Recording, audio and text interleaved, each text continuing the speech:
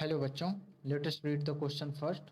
The scalar vector A dot vector B plus vector C cross vector A plus vector B plus vector C equals.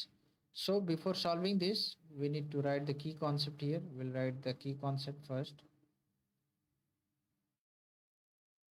Key concept. The key concept is that the scalar product. So मान लीजिए vector A हो और vector B हो और A vector और vector B हो, तो हम इसको लिख सकते हैं vector B cross vector A. Okay. So if vector A cross vector A, यानी सेम वेक्टर का क्रॉस मल्टीप्लिकेशन करेंगे तो वो हमेशा जीरो आता है. क्यों? क्योंकि ये दोनों एक दूसरे के क्या है, पैरेलल होंगे, यानी सेम ही डायरेक्शन में और सेम ही ओवरलैप कर रही होंगी वेक्टर, तो इनके बीच की एंगल जीरो होगा. साइन जीरो की वैल्यू जीरो होती है, इसलिए क्या हो जाएगा, जीरो.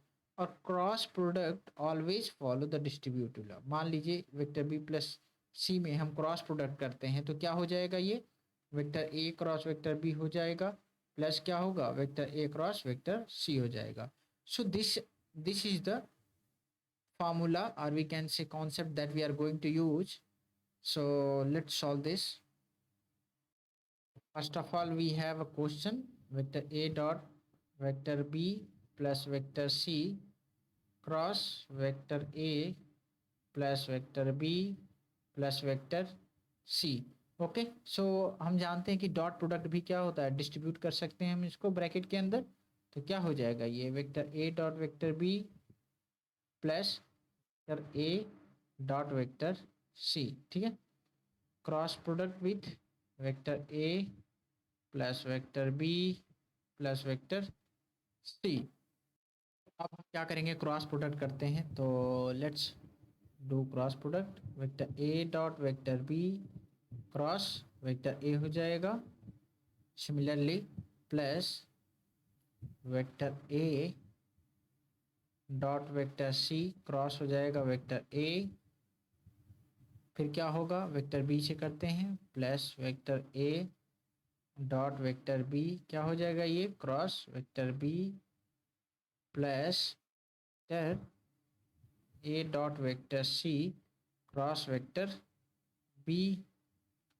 ये क्या हो जाएगा, plus vector A dot vector B cross क्या हो जाएगा, vector C plus vector A dot vector C cross vector सी.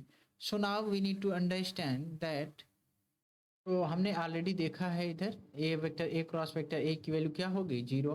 तो यहाँ देख सकते हैं vector A dot vector B cross A, यानी क्या हो गया, स्केलर ट्रिपल प्रोडक्ट. और स्केलर ट्रिपल प्रोडक्ट की प्रॉपर्टी ये होती है कि उनमें से कोई भी एक रिपीट होता है तो उसका प्रोडक्ट क्या हो जाता है, जीरो हो जाता है. तो इसका मतलब ये क्या हो जाएगा, जीरो.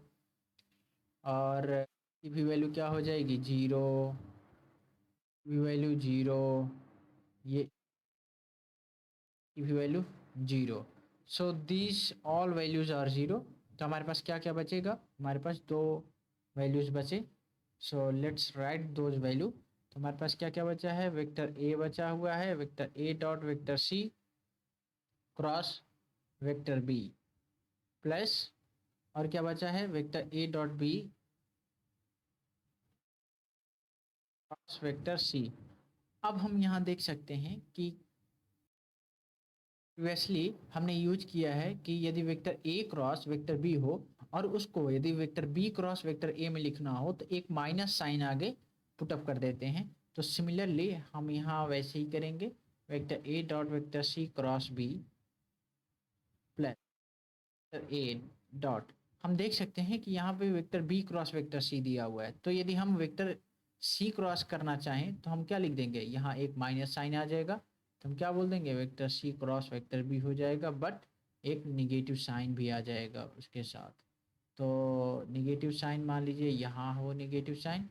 तो ये सॉल्व करते हैं, क्या आ जाएगा, vector A dot vector C cross vector B minus vector A dot vector C cross B. So these are alike.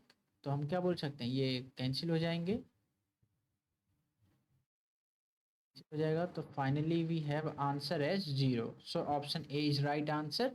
So hope you understood it well. Best of luck.